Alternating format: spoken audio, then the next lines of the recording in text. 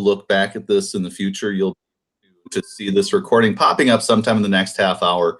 If you are watching this later and you find that you've got any questions, or for you guys who are watching currently, feel free to send me either email messages, or else let me know if you want to do a Google Meet anytime during the course of the day, so I can help you guys to be able to do okay.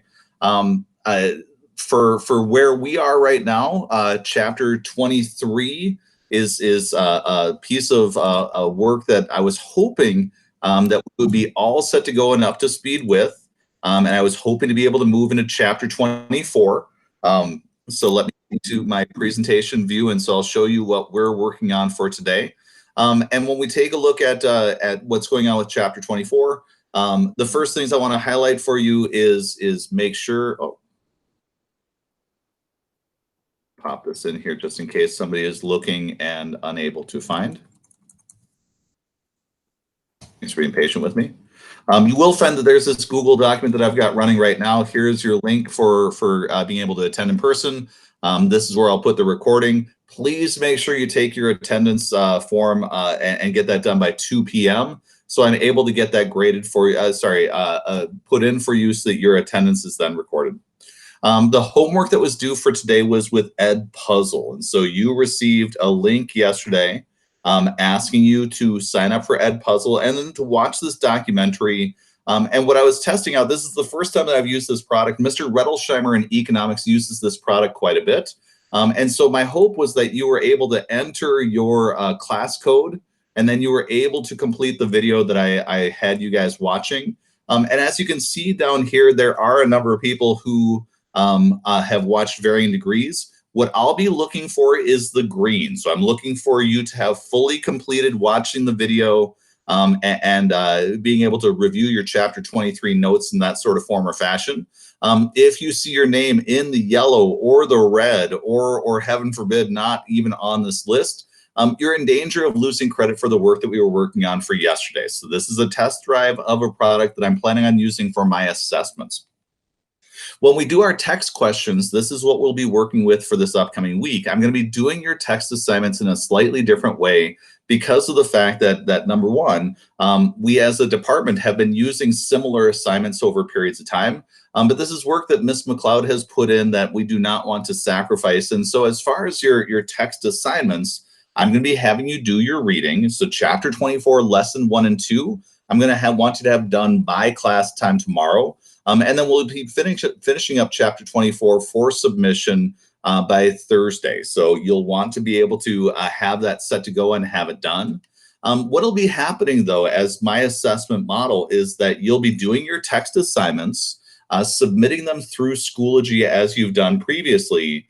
And then I'm going to be using Ed Puzzle as a way to ask you short answer writing questions that will allow me to be able to find out from you if you know what you're talking about. And so we'll be running the videos that you've been watching, America in the 20th Century. We'll be taking a look at the 60s coming up soon. And then there'll be questions in the video that you'll be able to use your textbook, your text assignments, and the video itself to be able to answer to show me that you're keeping up with your work. I am hoping to get more insights as far as what our assessments should look like coming up soon. Again, though, we're kind of in that area where we're not certain how long we are going to be out.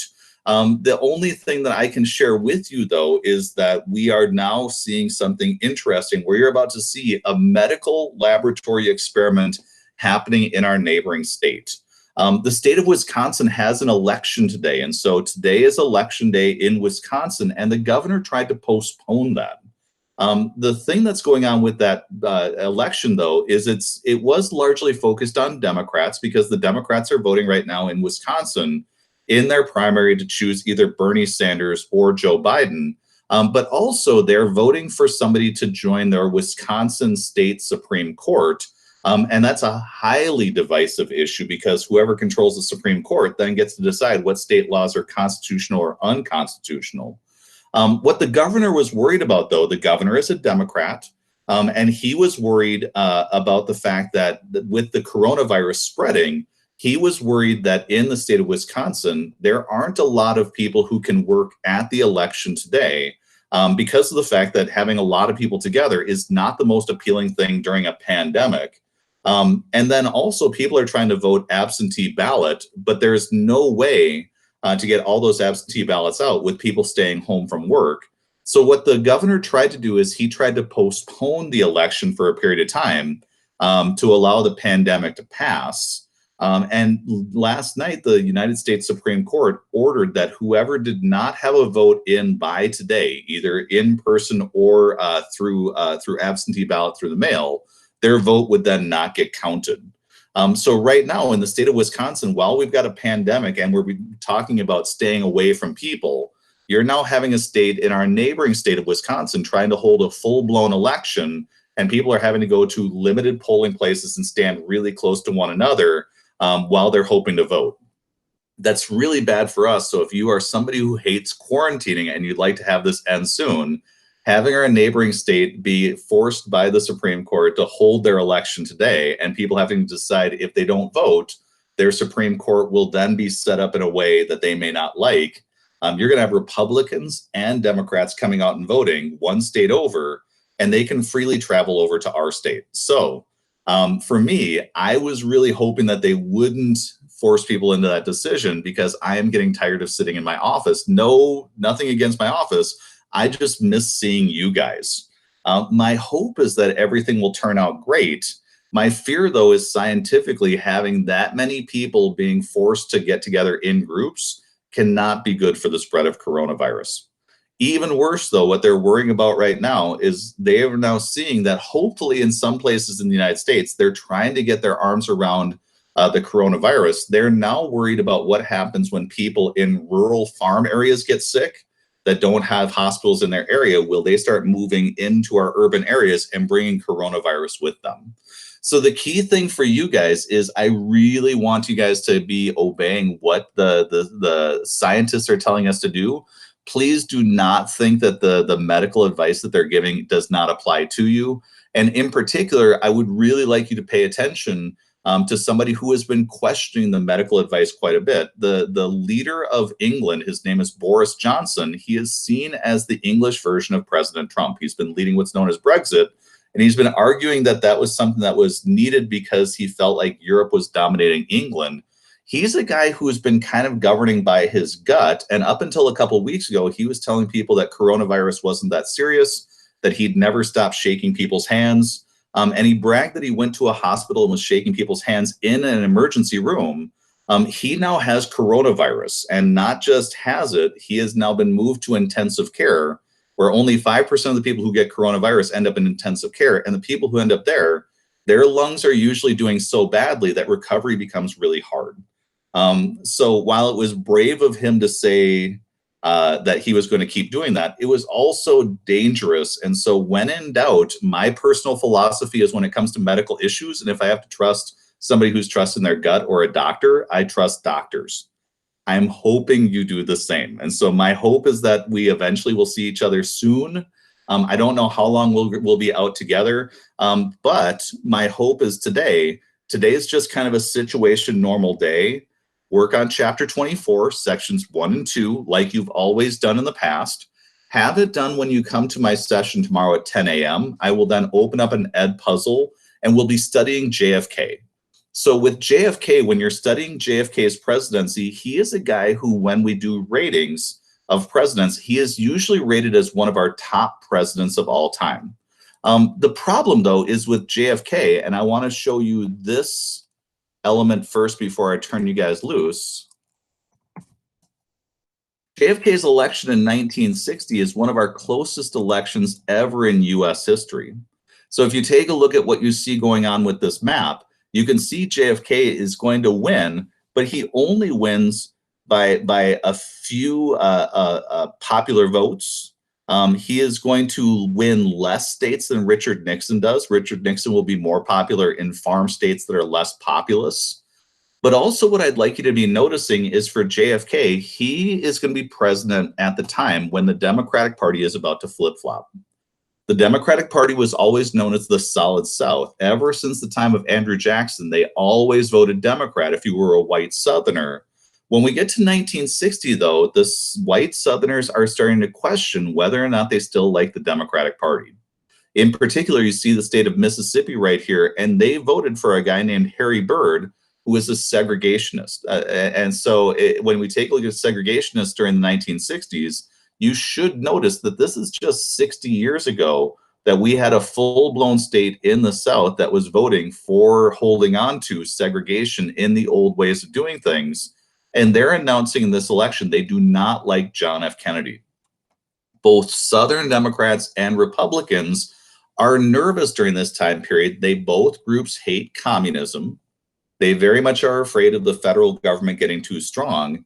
And in the case of Southerners, they are very much worried that the government might start getting involved in civil rights.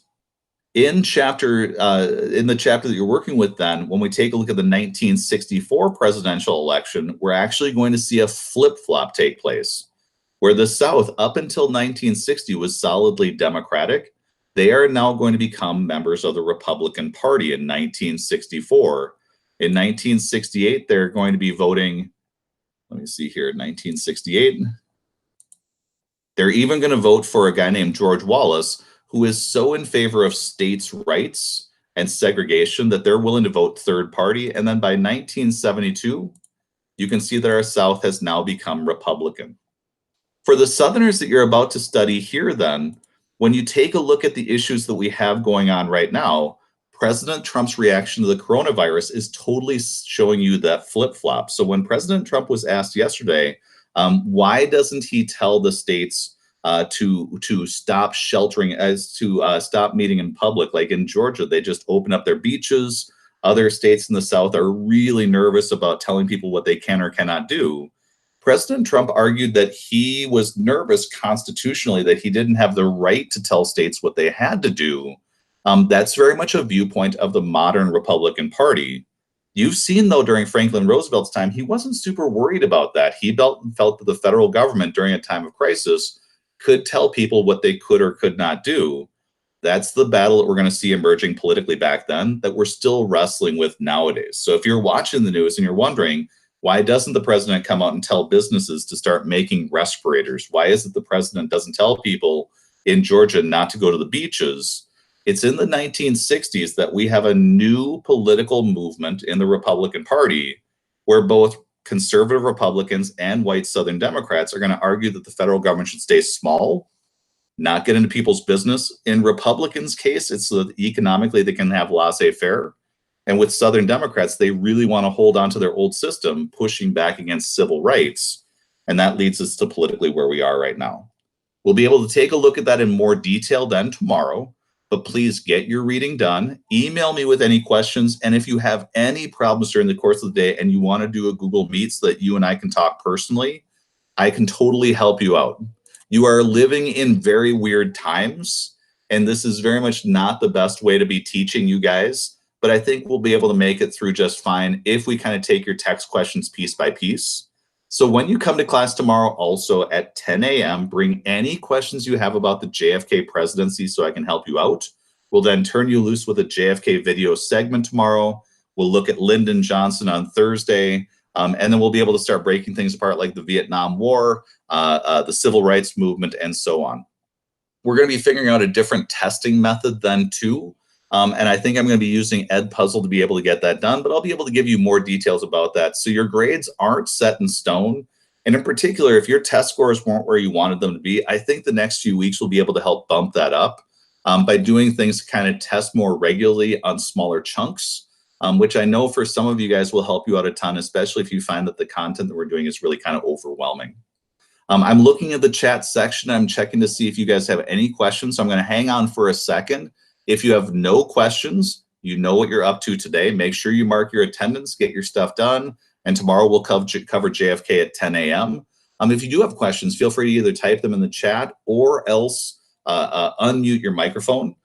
In just a second, I'm going to be waiting to see everybody leave the chat room before I close out. And again, this recording should be available in just a few minutes, so if you missed anything or you need to re-watch it, feel free to do so. Stay safe.